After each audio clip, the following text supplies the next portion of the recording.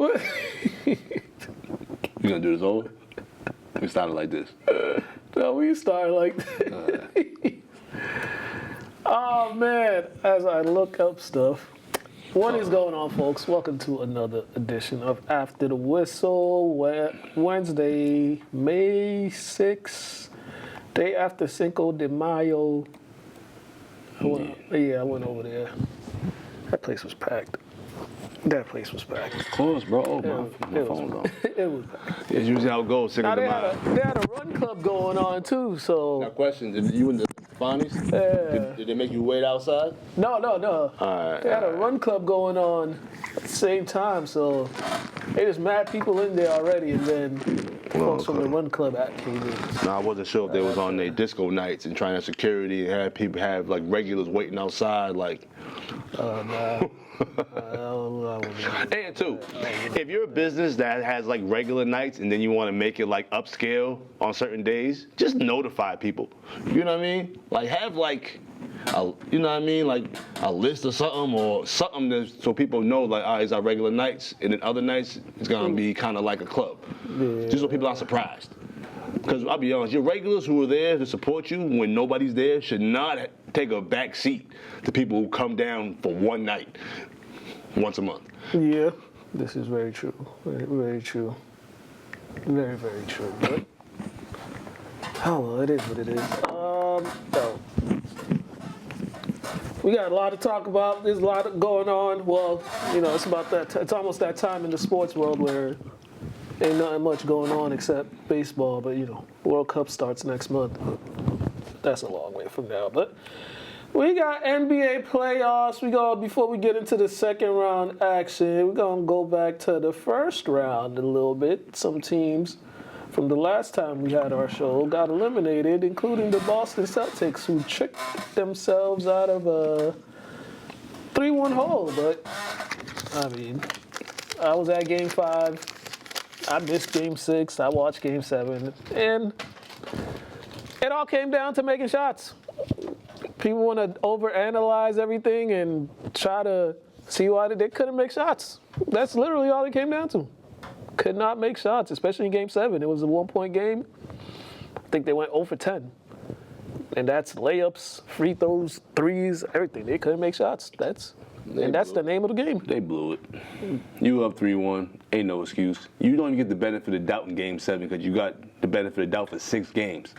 So I don't want to hear the refs. Yeah, Embiid flops a lot. Some of the fouls he should not have got. But who told y'all to go to Game 7? Who told you to play Jason Tatum?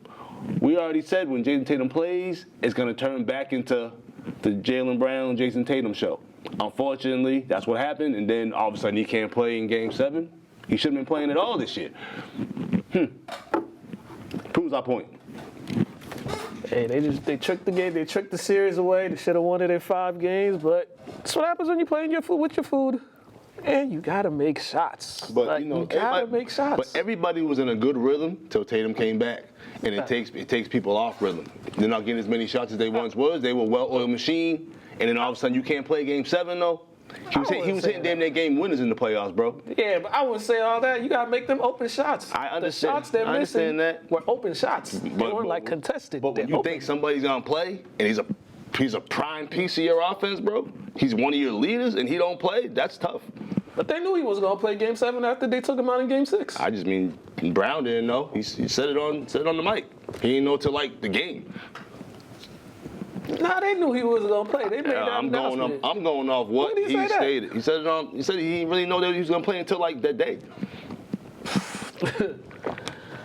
And it just shows that Jason Tatum should have been playing. Sorry. I ain't putting nothing on Jason Tatum. Making shots. Yeah, I get what you're saying, but my thing is, we said that when you put him back into the rotation, it's going to mess with things. And then all of a sudden, the biggest game of your season, he can't play. He shouldn't even play to begin with. That's what we're saying. That don't make sense to me, right? That's fine. You got to make shots. Yeah, I get what you're saying. Making shots, and the rhythm thing, I don't agree because they were better with him on the court. Everything shows their points per possessions were a lot better.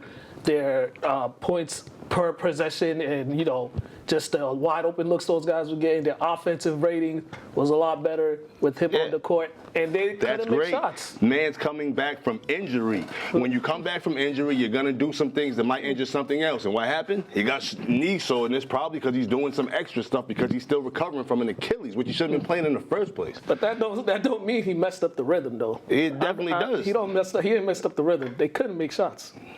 When you're relying, you got two stars, right? He went back into being who he was. He's not playing Game 7. You're losing a big piece of your team.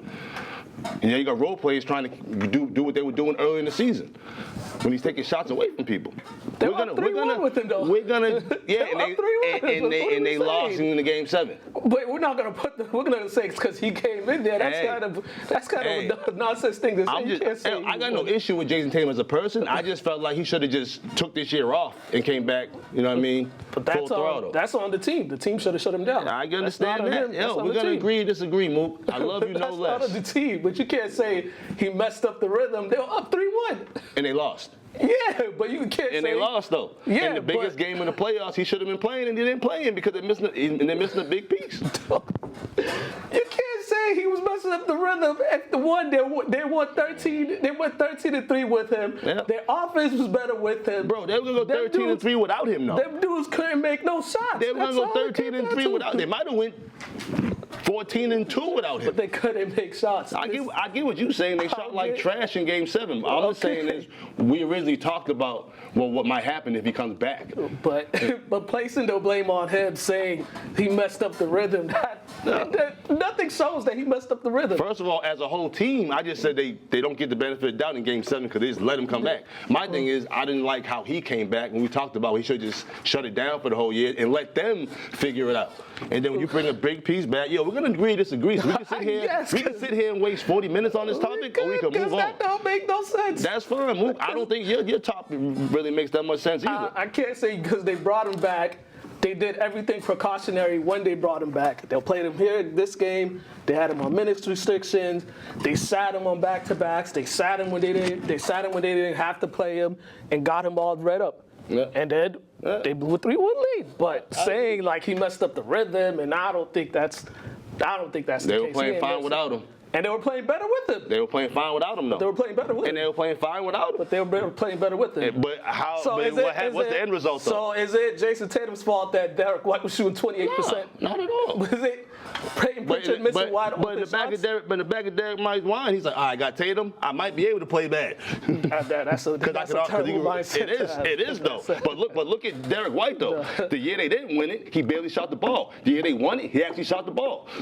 And now, this year, I don't know what happened to him. Yeah, he didn't make his shots in the playoffs. All I'm saying is when you bring a big piece back, you could take away from certain things because he takes certain shots away from other people.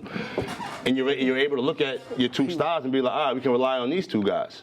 That's all I'm saying, bro. You sound like every Boston sports radio right now, man. If you want to blame it on Tatum. I'm not putting the whole blame on Tatum. I'm just saying that like they were playing well without him. He don't decide if he plays or not. Yeah, I get it. It's a boost. But in Game 7, when they take him away and now they're all out of sorts, it looks like they should have just shut him down and let them figure it out. That's all I'm saying.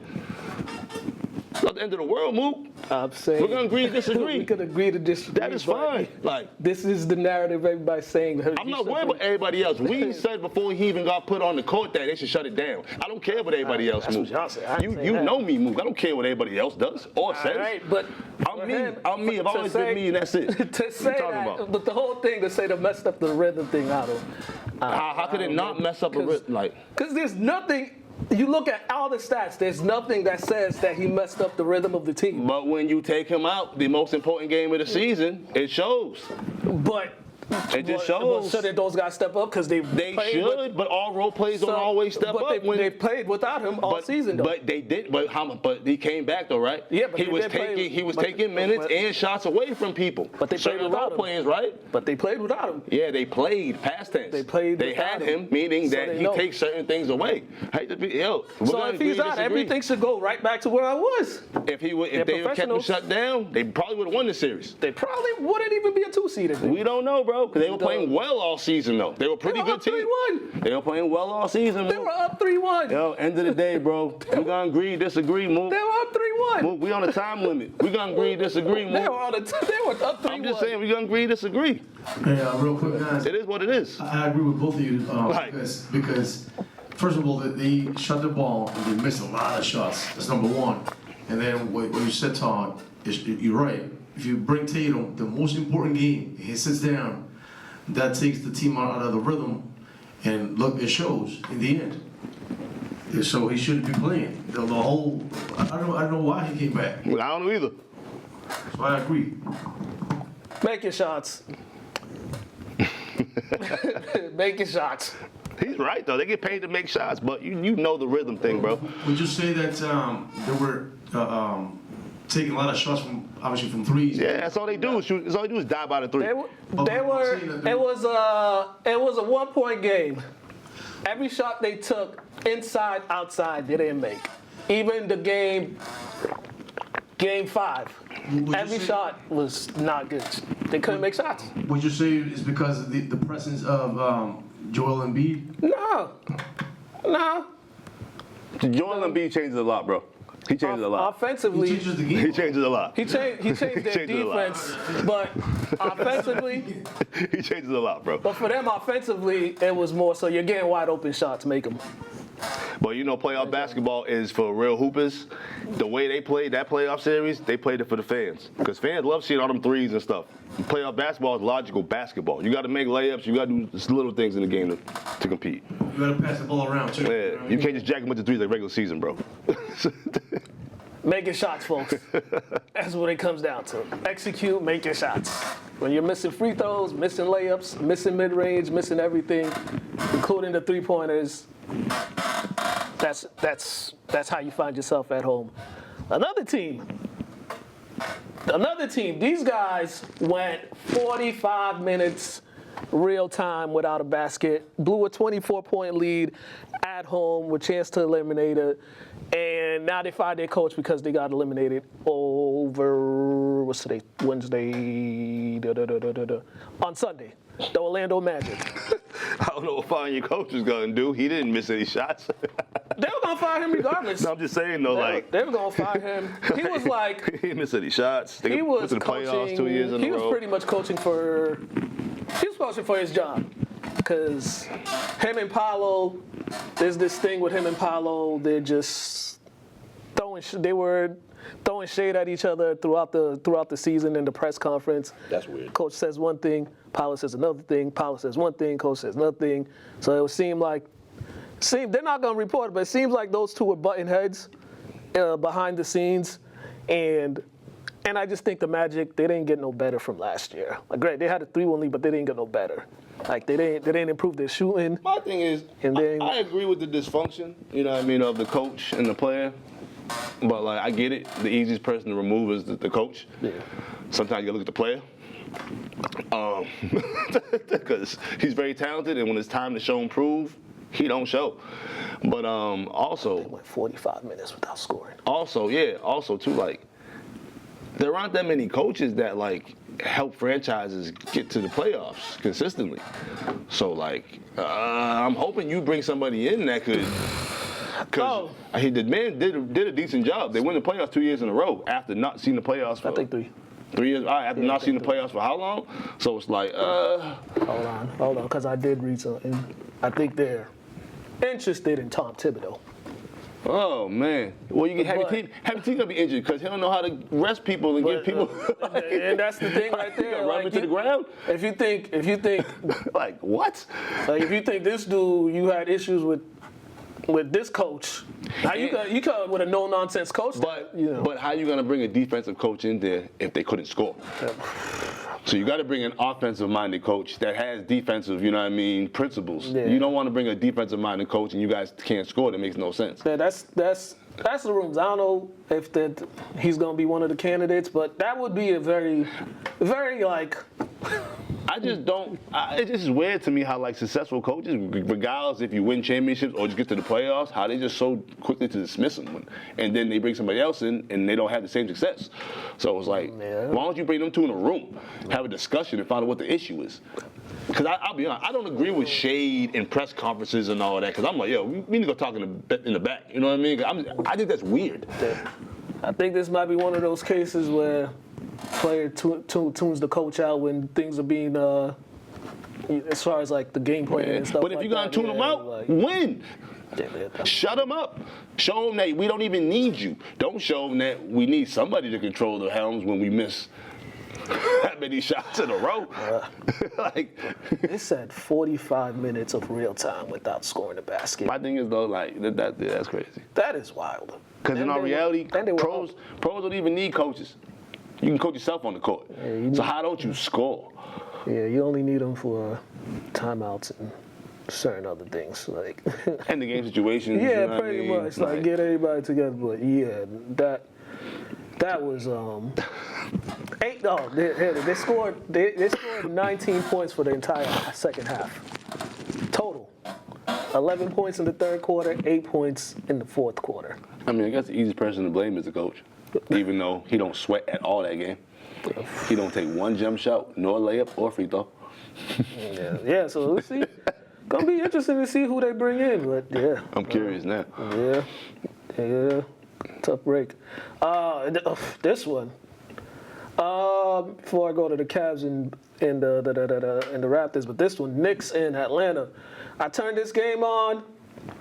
I changed the channel because I didn't think that score was real, on the Game 6 score. And I turned back and I was just like, wow, this is a waste of everybody's time. So I didn't bother watching, but that was up like 75 to like 20 in like the first half, or something like that. Like, and the Hawks had a 2-point lead at one point, but you give up 83 points in the first half, you let them score 30 plus points, 3 straight. Like, I think they went to Magic City that night or something. But I'll be honest, man. They reached the ceiling this season. Like, we don't even talk about the Hawks. Like, they did what they supposed to do. They made the playoffs and they lost. Like, I don't know what you want me to talk about. Like, I'm glad Kate. It was the Hawks and Knicks, right? Yeah. I'm gonna say Kate for a second. I was about to talk about that in a second. But honestly, as much as we don't care for the Knicks, they're way better than the Hawks. Yeah, they were. So like, what we doing here? They were. But jeez, I ain't seen a whooping this bad since that 2008 NBA Finals. But then it's like, we have so many questions about Kuminga and things of this nature, and then like he does all right in the beginning, and then it's like, kind of see why. Yeah. The thing with the Hawks is like, when you look at their dudes, they really don't have nobody like it's just like, besides CJ. Yeah. But he's older. Yeah. But you look at all them dudes, it's just like, here's the ball, go score. It's kind of like, can any of them just give them the ball and go score? Nah. I mean, the old NBA used to be like that. Now you got guys that don't really have skill; they're just tall and athletic. Yeah. So they don't really. And that's their entire team. So, invest in a point guard. My suggestion. Just get better players. Yeah. That too. Jeez Louise. And then you just talked about Cade. The Cavs beat the Raptors. Watched a little bit of that game. Please. But the Raptors have this thing. They start off hot, like they start making every shot. Then second half comes around, the game gets tighter. Then they stop making shots. They can't make a shot, and that's pretty much sums up this game. But James Harden, Donovan Mitchell got a lot to be grateful for this dude Evan Mobley and those 20-something points and 19 rebounds. They're supposed to do that. You got a well-rounded team. If you're not producing, them bigs better produce. They probably got one of the better teams in the playoffs, bro.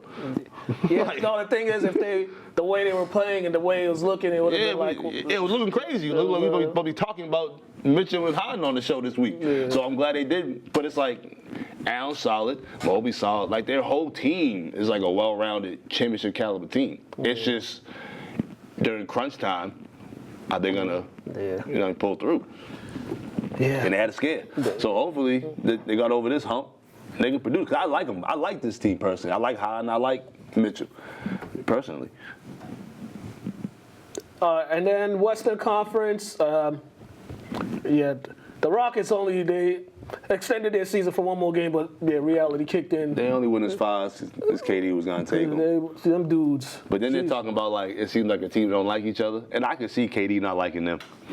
Yo. I can. It's kind of like, and it's not even like an age thing. It's basketball IQ and how to play the game.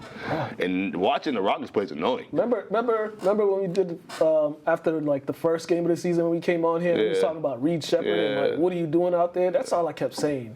Like, yo, what are you doing out there? It seemed like he don't know what he want to do. But also he's not too, a point guard. when you're a high draft pick, they give you a couple years with no accountability. Yeah.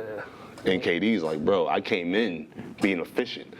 What is this? Right. So it's struggling. And then it's like, is KD ever gonna be happy unless he goes to the place where he was most successful at?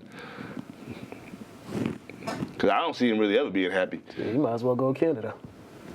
I just don't see him ever being happy unless he goes back to Golden State.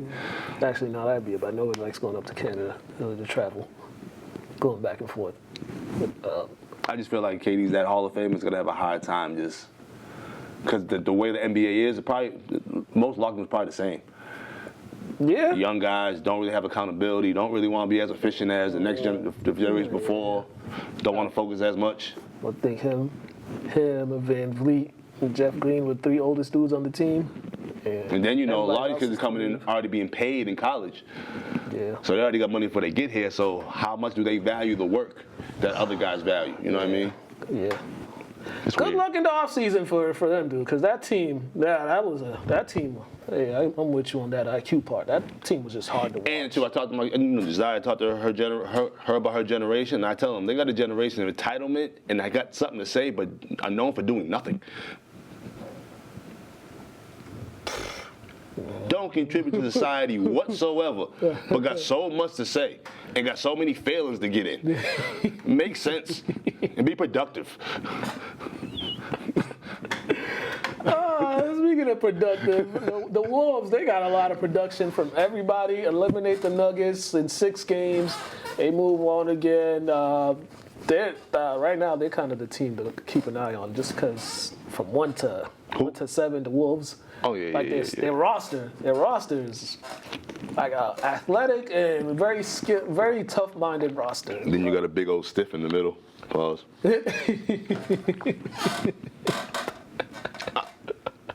Nah, there's some guys that if you wasn't big, you wouldn't be good. And I'm sorry, nah.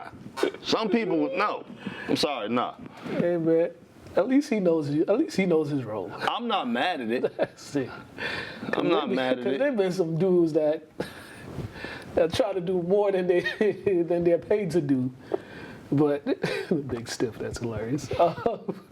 You can't move like that. We go into the second round. Knicks get the blowout win over Philly. And going into this series, I think the biggest problem I think Philly was going to have, Philly don't have no bench. All their points come from 4 guys. I think their biggest problem is Embiid. He's not playing tonight. That's my point. He's not playing. He falls too damn much. Man. But he's just, when you put him in the rotation, he's just like 30 and 15, like automatically. It's just tough. And then when you take him out, that's just a lot to, overcome. It's just tough. I think the other person they got, Drummond, but I had a feeling they were gonna make sure Embiid played for the Celtics series because of the history and all that stuff. But then with this, it's like they got how many big guys they got to just throw at him? Like 3. But the Knicks overall just played better, shot better, did well. Mad assists compared to Philly. Yeah, and I feel like Philly was just I don't know, they just that game was ugly. The thing with Philly with me is I turned it on the first 3 minutes Embiid hit the floor like 4 times, and that's when I was like, all right, I'm not watching this game.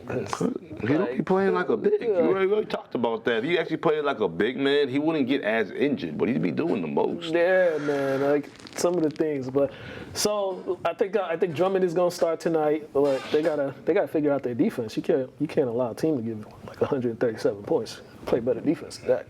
That's telling me you play no defense. Yeah, none whatsoever. So game 2 is tonight.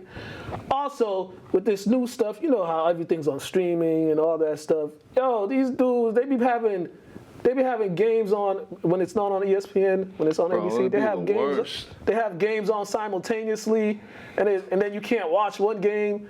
And it's just unless you have like a subscription. I'm like, bro, what are we doing here? You know my biggest gripe with basketball as a whole? It's like the only sport where there's so many imposters that can have so much say and influence in the sport itself. You can't do that with no other sport, bro. Maybe football, a little bit. But like, even the gym, we talked about that. Gym get used for everything other than basketball. It's like, what is the point? Like, can we have our own facilities that we can't share with anybody, with pickles, with volleyball, with birthdays, with dances, and that kind of proves the point in the guys of why you having games on simultaneously. Right. Because it's more about money than the actual product. Yeah, because the other day I was trying to, I would rather watch the Spurs and the T-Wolves game instead of that Knicks game. I couldn't watch it, and that was the best game of the night. And I don't like how they're trying to force you to deal with these whack streaming services. Right. Like they're trying to fully get rid of regular TV. Yeah. Like regular TV is not a bad thing. Now there's nothing wrong with having premium channels and stuff like that, but like people shouldn't be forced to get stuff just to watch a game. Yeah. Because you're gonna lose people. Because you got people like me that don't care enough. I don't care. I'm just gonna do something else, watch something else. Yeah, legit. Cause, I'll watch ESPN later. Oh, I just watched the highlights on YouTube. Yeah, you know what I'm saying? So it's like they're ruining it for themselves. Yeah. But you got people who just, you got free thinkers and you got people in the matrix, I feel like. We will think about it, I'm not doing that. Other people are like, oh, I gotta do that, well, I guess I gotta do it. You know what I mean? So it's like, it's one of them things. Yeah, really stupid. Pistons take game 1. Yo, What's up? Speaking of Cade, he turns the ball over a lot. Yeah. I don't know, maybe it's because he's doing a lot. I would say a little bit of that. It cut down a little bit, but he's still having like 4 or 5 turnovers a bit. I'm like, geez. I mean, and some of them dudes can't catch, and then some of them is just like. But remember though, he's not like Chris Paul. He's like a scoring point guard. Yeah. Like he needs the attack to get guys, you know what I mean, shots. So sometimes you drive it in trying to will create some turnovers. He's a bigger guy. Yeah. You know what I mean? Yeah. It's a tough one. But like only having 1 turnover a quarter, that's not bad. Now he can do like 1 turnover every other quarter. Right. But he'll get that with age and experience. And he's still coming back. You think he's still getting his rhythm back? Probably. Because when he was out for a while. And he got that big old brace on. You ain't see that? It's like protruding out his jersey, yeah. Oh, gee, that's to protect him. And that's because I play with the D-Wade joint, the pads here and the one in the back, and that's a little uncomfortable. It takes you a second to get used to it. He got a one that's like protruding out. Yeah, I don't know how his breathing is too because of that injury. But not his best shooting game, but everybody else had a contribution. Their bench played well. I think Jalen Duren, he got to pick it up. He had 11 and 12, but he got to pick it up.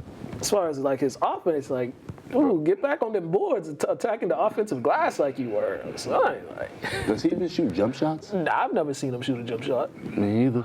You better get one. Yeah. Please free throw line jump, elbow jump at least. Damn. Yeah.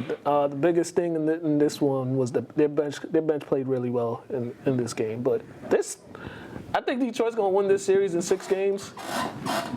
But it won't surprise me if it goes 7. Yep. And then T-Wolves and Spurs. That was a game that's pretty much been the best game so far. T-Wolves, this was a good one. It was just teams making plays. Julius Randle, they found out he's the mismatch. But sometimes Julius Randle gets in his own way because sometimes he won't be a shooter. Like you want to be Rodney Rogers or something. Yeah, man. I get it. The world is so in awe of Wemby. But can you stop letting that man get away with murder? How many goaltenders you got to let the man get away with? And I feel like they trying to get with a Wilt or something.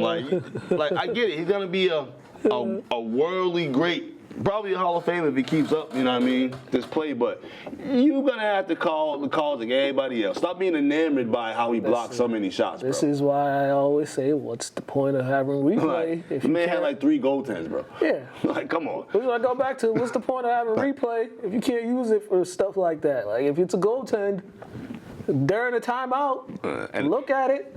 Say it's a goaltend, give him the points. And I don't want to hear the young generation talking about John Stockton's stats are inflated if you're letting this happen with Wemby. Use replay. Because he's having legendary block nights, and it's like, all right, now how many of those are goaltends now?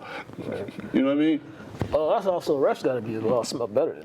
I mean, it's not that hard to do your job. That's what you pay for, right? No, you should know if the ball hits the backboard first. That's a goaltend. That's that's basic rules. But like I said, go back to that replay. Like if during a timeout, let's look at it. Oh, that was a goaltend. Yeah, points. all. That's it. Then you make the announcement. It was a goaltend. Like that's. It's not that hard to use instant replay to make it an even playing field or a level field. Like it's not that hard. Really, I'll be honest, they really want the Spurs to win the championship, bro. And also, if you challenge something, people talk about this all the time. If you challenge something and you're successful, why you lose? You should get another timeout or you should get another challenge. Right? You know, that's like playing Mario, getting 100. No, playing Sonic, getting 100 coins and not getting extra life. They take your life away. Yeah, right. Make it make sense, stupid. Yeah. That's stupid.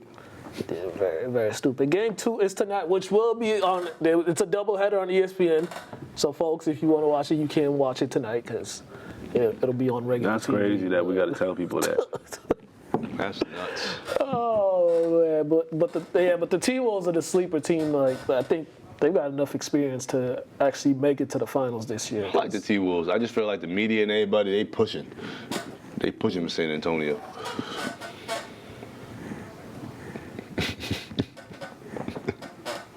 Thunder and Lakers. I fell asleep. I didn't watch this one at all. I fell asleep in the third quarter. How much did they win by?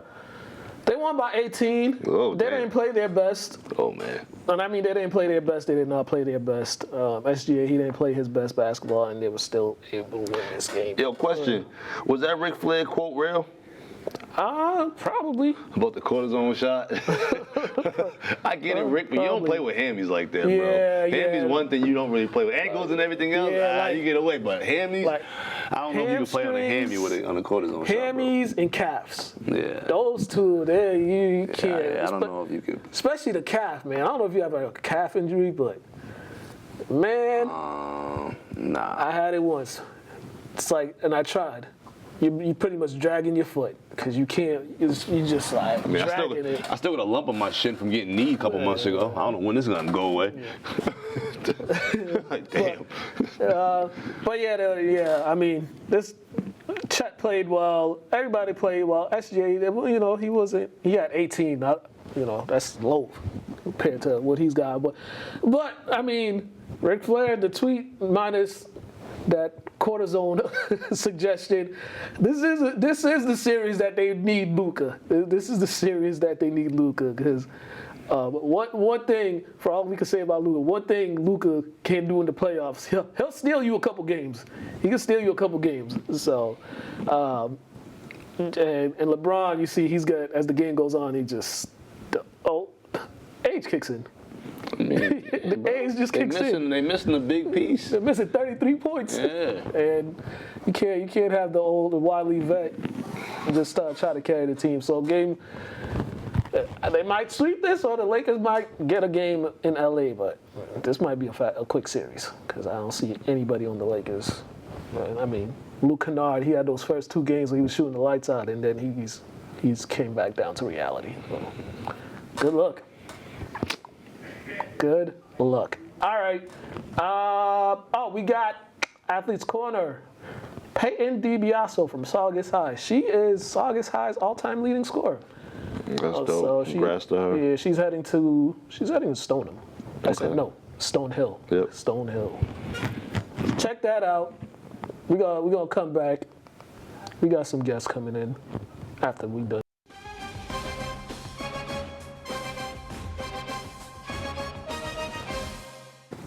Hello and welcome to another edition of Athletes Corner, and we got a special guest, Peyton DiBiaso, Saugus. Welcome to the show. How are you doing? I'm doing good. How are you? I'm good. Getting ready to graduate next month, right? And senior year almost coming to an end. How fast did these 4 years go for you? They've flown by for sure, but they've been great. So. Right. What's it been like the last couple months? I know you got studying college and all getting ready for all that, but how's it just the last couple months been since the basketball season ended? Been pretty busy with track going on. That's obviously the new focus. Mm-hmm. So, been just putting all my effort into that, and with the school year wrapping up, I've just been making my final push to finish out strong. Yeah, definitely. But track, like halfway through the track season, just how are you doing in your individual sports, and how's the team doing overall? I'd say I'm doing pretty good. Our team as a whole has definitely done a lot better than the last few seasons. Mm-hmm. We have way more numbers than we've had in the previous years, so we're looking good right now. Yeah, awesome. Let's recap basketball. You wrapped up a really good career at Saugus High, a lot of accolades, but just how this senior year, what made the senior year a really special year for you and your team? I'd say probably breaking the record was very special. Been something I've been looking forward to achieving for a long time. So being finally able to reach that milestone was great, and just being able to play one last year with my teammates was really special too. Right. But when we go back, how did the game? How did you first get involved with basketball? What made you fall in love with the game? What made you start playing basketball? Or who made you stop playing basketball, I should say? I'd say it's probably a mix of my brother and my dad. Mm-hmm. My brother and the rest of my siblings grew up playing sports, so as a kid, I grew up with them playing sports too, and my brother played basketball, so going to his games honestly made me look up to him and want to try it, and then after that, it just became my thing. Right. As you're getting older, you play more and more. You start playing travel teams at a young age. But at which point did you kind of start really just understanding how the tools and the things you need to work on to help you improve? I'd say 5th grade. Mm-hmm. My playing travel. That was honestly probably when my game started to step up the most. Mm-hmm. And putting countless hours in the gym, focusing on my individual game, I started to realize the things that were going good for me and what I needed to work on and different things I needed to add to my bag. And my dad would coach me, mm-hmm. and honestly, he knew my game better than anyone else, so he was the one who was kind of making those suggestions and trying to help me out. Right. And you talk about having siblings. Did that make it a lot easier for you? Because if you need somebody to play one-on-one with, or if you need somebody to shoot around with, you have siblings that are in there that want to help you out, and that are doing the same thing as you. Yeah. No, definitely. Being able to have that support and have people to come play with me. Me and my brother were very competitive, so we grew up a lot playing basketball in the backyard, in the driveway. So being able to go and play with him, or on any given day, if I asked my dad to go shoot hoops, he'd drop anything he was doing and right. He'd come rebound for me. So that was definitely something I'm like very grateful to have. Right. How much better did you see yourself get in the one-on-one aspect? Because you're playing your brother, so you have to be sharp. How much did he sharpen your skills when you get on the court and they call for that ISO for you or for you to go out there and make a play? How much easier did that translate when you were in a real game? It's definitely helped me out a lot. He's pretty tall. He's about like 6'4". He hit a growth spurt like really early, so being able to play against him as a tall guy, and he's pretty good himself, so he's good competition. So playing him made me a lot better. Realized some things I couldn't get away with, and some things I could. What worked. So going and playing against him, and then going again and playing against the girls my age, it made things a lot easier. So definitely good. Yeah, right. So you get to high school. I'm sure they know about you. At what point did you kind of the varsity game slow down for you, or did you just hit the ground running and kind of understood everything, but still had some learning curves? I started playing varsity basketball in 8th grade, so I feel like being 13 and playing up against some 18-year-olds definitely taught me a lot. Taught me definitely how to be stronger and to be more versatile.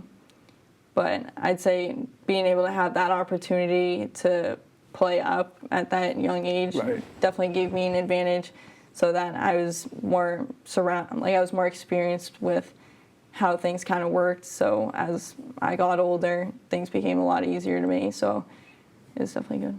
Which year would you say things really started, as far as that's like the attention and just the accolades, things really started going well for you on the court? Which year would you say that would be? I'd say probably junior year. I hit my 1,000th point, and I also broke my assistant coach's record at the time. So I hit both of those in the same year. So after doing that, definitely brought a lot of attention to me, and honestly made my life a lot harder since everyone's trying to face guard me and everything. But having played in 8th grade, I forgot Saugus. Saugus had middle school too because of the new building, right? Yeah. I completely forgot. I'm so used to the old building. But you get to the point you're 3 years in playing varsity, you're 3 or 4 years in already playing varsity, right? But you're still young. How much did that experience started showing itself in the big moments for you? I'd say all around it started showing, being honestly just the more opportunities to play, starting at that younger age and being exposed to the level of competition that I was going to be facing. So once I got to sophomore, junior year, it just was at the point where like I've seen this before, I know what to expect, and I just need to find a way to put myself above the other teams and be able to make my way around and honestly do what I need to do to get my points and help our team succeed. Right. How your teammates, how much easier did things get for them because of the opportunities that you were presented to them, because the defenses were keying in on you, trying to throw double teams at you, just trying to throw different defenses at you? How much did they step up in those moments where the defense had a lot of focus on you and they were able to get opportunities to make plays? Yeah, no, they've definitely stepped up more times than not. In a lot of tight, close games where I'm getting face guarded, or if I'm honestly getting double teamed sometimes, if the play it goes to them and they need to be able to hit a big shot, like they were able to step up and do that. They are obviously like aware if I was being taken away, like I would tell them like, the ball is going to you. Right. Like you need to be able to make your own opportunities and make your own buckets. So they're very well like. All right. And that's just the leadership aspect on your end too, because of being young and having those older players when you were in middle school, and then once you got the more experience that you got, just taking in from those older players that you had to play under, kind of bringing that to them. yeah, I'd say there's a lot of younger players on my team, so this year especially, we had a lot of freshmen, some 8th graders even. Right. We graduated 3 players the previous year, so it was really important for them to be able to step up and know their role. And I feel like they did a very good job of like being able to take information from me and the rest of the coaching staff, Right. and be able to do what they needed to do to help us. Yeah.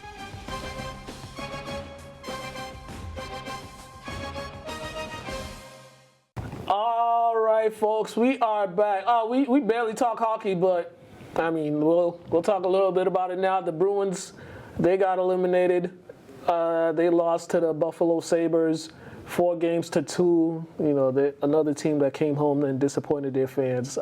The goals, Bruins in this series, most goals they had was 3. Every other game it was 2, 1, 1, 1, 2, 1.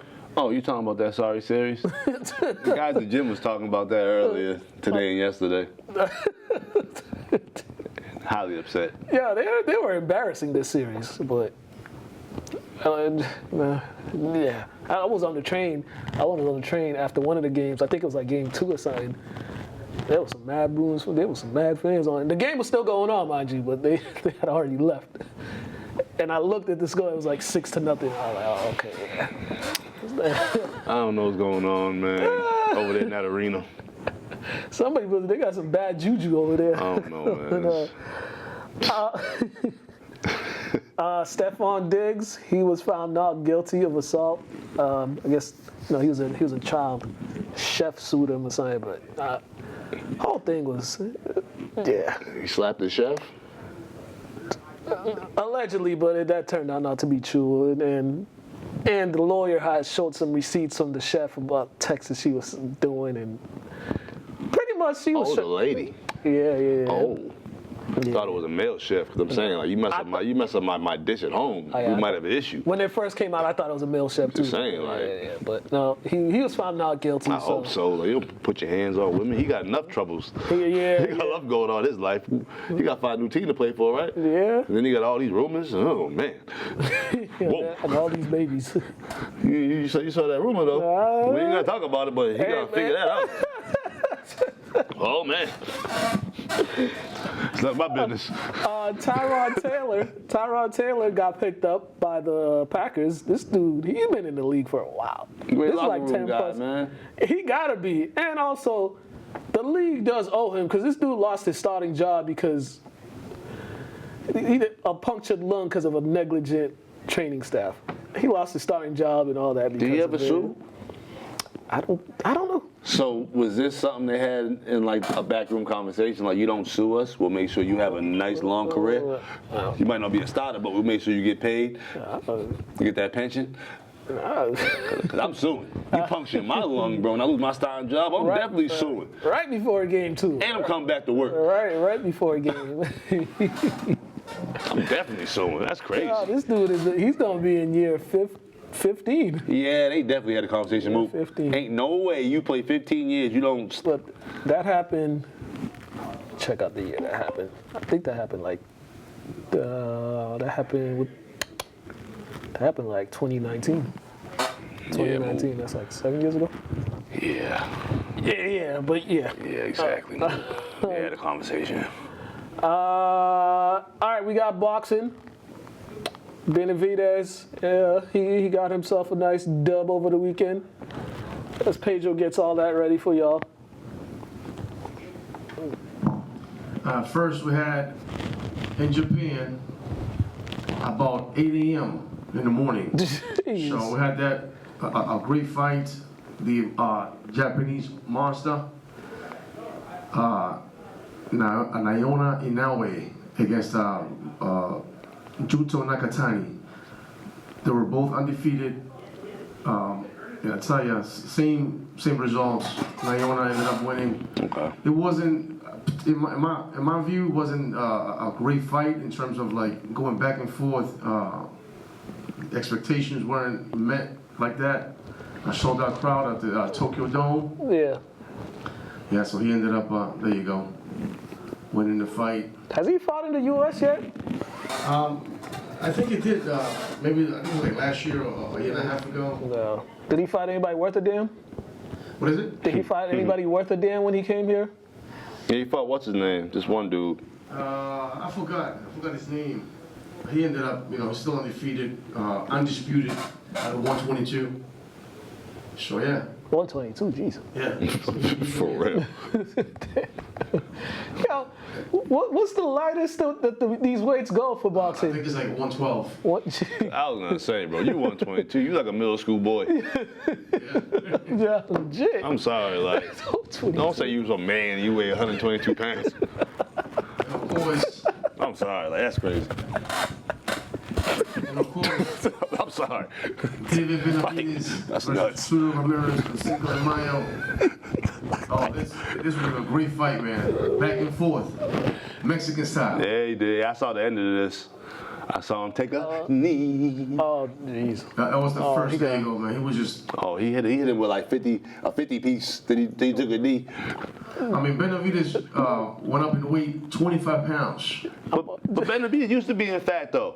Right, he used to be affected. Yeah, he know what that weight feel like. But he didn't look like he gained 25 pounds. Nah, because he knows it's like to be fat. Right. So it looked normal to him. Oh, and on him. Yo, jeez, Lou, this dude is But I'm- taking a lot of hits. But I like how he called out Canelo though. He did. About time. Is he praying? Jeez. Yeah, praying's over. Goodness. He hit him with like 10 punches in like a 2-second span. Yeah, whooping on him. So he became a 3-division champ, a 168, 175, and a 200. Oh yeah. I'm still flabbergasted at all them punches that dude took in that 3-second span. It was a buffet of punches. The man was hungry. Yo. All you could eat. Oh my gosh.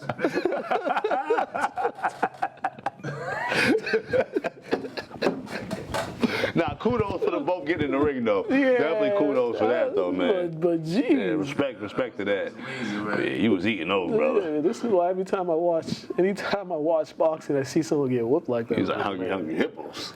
Remember that game? Yeah. And this weekend, we have Fabio Wardley versus Daniel Dubois for a WBC belt. That's this weekend. Oh, okay. Heavyweight matchup. Dubois. Daniel Dubois. French guy. Didn't he get knocked out? He did. Oh, okay. He came back. Yeah.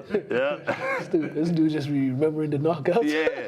Yeah. I got Wardley. That's it, man. Dubois. Here you go with your French. Ooh la la, oui oui. Mon ami, that's all I know. That's all I got. Bonjour, mon ami. Oh my gosh. Oh, we didn't even talk about. Oh, we forgot to talk about Mike Vrabel last week. Oh, scandalous. Hey, folks, if you gonna have a side chick or a side dude, don't be out in public. Or if you're gonna be out in public, make sure it's somewhere the place is surveilled and nobody got cameras taking pictures of you. Cause You think they even really cared? Because from what I hear about it, the lady, the way she talks, she don't give a damn. Like, she don't give a damn. So I don't know about Mike. I mean, Mike probably, he didn't come out of pocket, so he might care a little more than she do. Mike going to therapy. Yeah, because he got to come out of pocket, probably. So. He tried to find a way to move his money. I try to pull a 50 cent, go bankrupt. And they potentially have a kid together. The one that don't give a damn? No. Well, you know, she has a kid, a really young kid, but you know, the person that she was married to, legend, that's their kid. But in the timeline of them, her and Mike, you know, and the boy's name's Mike. The nerve. Yeah. That is just I hope that dude, nasty. I hope he took a paternity test. That's despicable. I hope he took a paternity test. Damn. Dude, cause man, is he just playing in your face like that? Damn. That is just. They wasn't raised right. If they was, they went completely against the grain. But I did ask a question. I'm like, should he still be the coach of the Pats? And I just threw out the question, and people going crazy. I'm just asking the question. Now, because- question: they went crazy how? Saying that he should? Yeah. So what happened to my man Udoka? They were like, well, he was sleeping with an executive. It don't matter. Right. But this is the worst part, though. This is why I say he should. So racial all the time. God Yeah. damn. But this is why I say he shouldn't be the head coach again. She's a national writer for covering the NFL. She's an NFL insider. So the inside trading and all that's illegal. That's what Martha went down for. So it's like so if you ever see her leak stuff about or tweet something about teams and stuff like that. Yeah, that's fishy. So it's like we can't even be in the room with you to talk about certain things because you might go. Yeah. You're gonna get rid of Ime for being a player. You gotta get rid of Mike. And that's all I was saying. It's like you can't. Because he out here being messy. Being messy, and you can't trust him with no information. You can't. You just can't. He's like a double agent.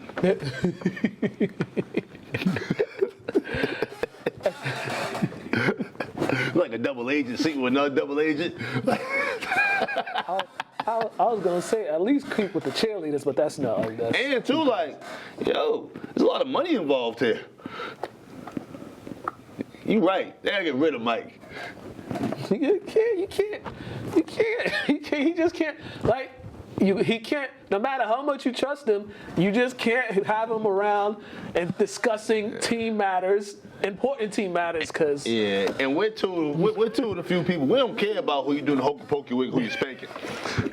But when it can interfere with game planning and stuff of that nature, you gotta go, brother. And vital information, like let's say, the draft already happened, but let's say there was a player that they wanted to draft and they was trying to keep it on the low, but he passed this info, he told her, and then she told somebody else, and another team got whiffed of it, and they draft that particular player. Especially if they both lay on a pillow. That type of talking is egregious. They just be spilling the beans.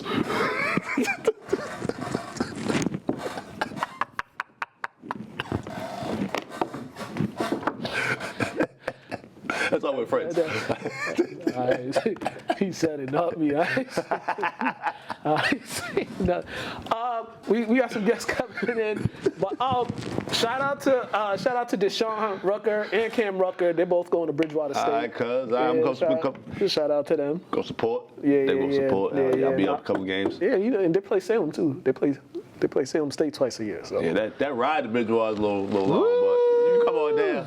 Now I'll be up there a couple games though. Hell yeah. Man, we getting older, man. Gotta be them old guys at the games now, you know. Might as well be driving to Connecticut to Rhode Island. I mean, hey, some people out there too. We got some clubs out there. My boys out there now. But you know, Rhode Island got them clubs I know. with the you know, I know. the strip. I know.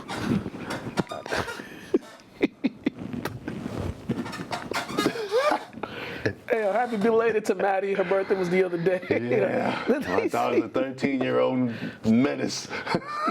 This dude said. Yeah, we done.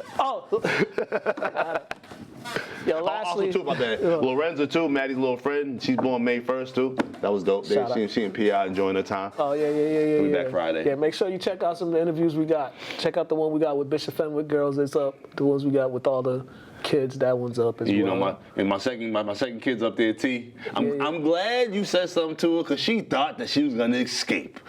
She was, I forgot Mook. I was like, yeah, he had to ask you something. She thought she was hiding in the back. She was hiding in the back. All right, lastly, I was watching Remember the Titans. And that movie just showcases how stupid racism is. Yeah.